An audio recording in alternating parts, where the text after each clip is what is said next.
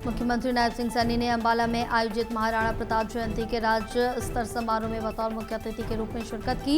CM Saini ने कार्यक्रम को संबोधित किया।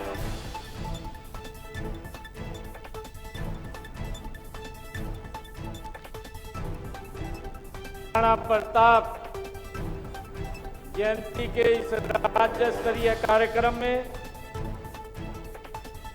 हम सब के बीच में हम सबको आशीर्वाद देने के लिए आज मिजोरम से यहां पधारे हैं परम आदरणीय जनरल वीके सिंह जी। जोरदार ताड़ियां बजा करके इनका स्वागत करिए। महाराणा प्रताप जयंती पर सीएम सैनी ने कहा है कि इन्होंने कभी झुकना नहीं सीखा, उनका शारीरिक बल बहुत मजबूत था। महाराणा प्रताप जब वो चलते थे ये साधारण बात नहीं है साथियों। उनका जो भाला था वो 81 किलो का भाला था, उसको लेकर के चलते थे। और साथियों जब वो युद्ध भूमि में जाते थे तो उनका कवच 72 किलो का था और ढाल उनकी 20 किलोग्राम की थी। इतना वजन ले। हरियाणा निकाय चुनाव में कांग्रेस को करारी हार को लेकर डीपी वत्स ने कहा है कि राष्ट्रवाद के मुद्दे पर कांग्रेस से कुछ गलतियां हुई, जिसका नुकसान पूरे देश में कांग्रेस को उठाना पड़ रहा। रहे एक अपोजिशन में कांग्रेस है, जैसे एक भारतीय जनता पार्टी। वैसे तो हम एनडीए में हैं और सम्मान रखते हैं, उसमें कांग्रेस बहुत पिछड़ गई क्योंकि ये जो देश हित के राष्ट्रीय मुद्दे थे उनमें इन्होंने एक अपोजिशन बगैर सोचे समझे एक ऐसा रोल अख्तियार किया, चाहे 370 को निरस्त करने वाली बात हो, चाहे 3 तलाक को निरस्त करने वाली बात हो। मनोहर लाल और हुड्डा इन दोनों ने एक दूसरे पर तंज कसते हुए नजर आ रहे हैं। निगम चुनाव में हार के बाद मनोहर लाल ने हुड्डा को राजनीति से रिटायरमेंट लेने की सलाह दी थी। उम्र तो उनकी मेरे से बड़ी है और उनके पीछे पीछे रहूंगा मैं। उनकी उम्र में जब पहुंचूंगा वो आज संन्यास लेंगे तो मैं उसी दिन संन्यास ले लूंगा जितनी उम्र उनकी है उतनी उम्र होते ही।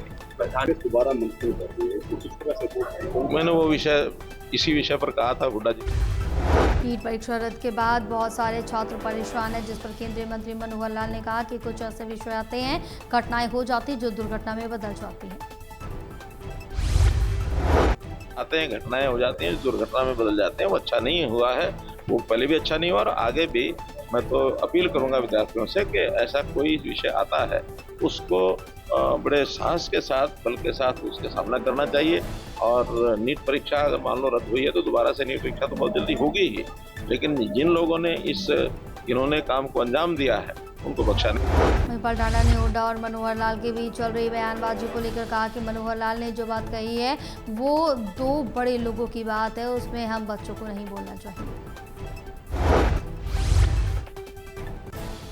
महिपाल टांडा ने कहा है कि मैं एक निवेदन करता हूं कि कांग्रेस ने जो कुकृत्य किए हैं, जो लोगों में अविश्वास पैदा हुआ है, लोग ये सोचते समझते नहीं है कि वे लोगों को बेवकूफ मानते हैं। मनोहर लाल जी ने जो भी बात कही है वो 2 बड़े लोगों की बात है, उसमें हम बच्चों को नहीं। तीनों मेयर चुनाव बीजेपी जीती है, कांग्रेस एक भी नहीं। देखिए मैं एक निवेदन करता, कांग्रेस ने जो कुकृत्य किए हैं, जो लोगों में अविश्वास पैदा किया हो, लोग ये सोचते समझते नहीं है, लोगों को बेवकूफ मानते।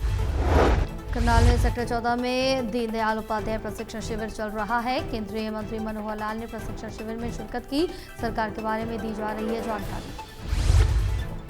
रेखा शर्मा के माफीनामे से कुलदीप बिश्नोई की नाराजगी दूर हुई तो हरियाणा में बीजेपी के प्रदेश महामंत्री सुरेंद्र पुनिया ने कहा है कि कुलदीप बिश्नोई पार्टी के अनुशासित नेता हैं।